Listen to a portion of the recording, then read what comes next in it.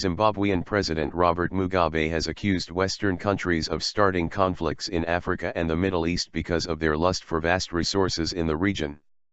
There are those who grudge us because of what God has given us.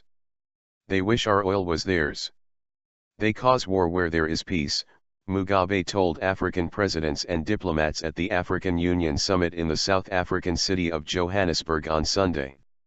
The Zimbabwean leader, who is currently chairing the O, also recalled how former American President George Bush falsely accused ex-Iraqi President Saddam Hussein of hiding weapons of mass destruction just so that the US could invade Iraq for its resources.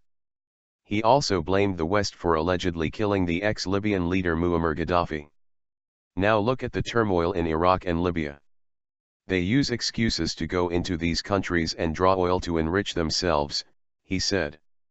Mugabe urged African leaders to stop exporting raw materials from such Western countries and instead focus on industrialization in Africa. We need to industrialize so that we can stop importing finished goods which were once our raw materials, the nonagenarian said. He also said that as Africa celebrated having the 10 fastest growing economies in the world, it was important to evaluate if this growth was inclusive and beneficial to everyone on the continent.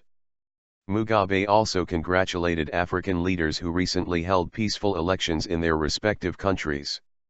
There are no presidential term limits in Europe. 2 terms is like 2 weeks to some of us, he said. Mugabe, who has been in power since 1980, said that if people still wanted a leader to rule them, then they should be able to elect such a leader as many times as they wanted.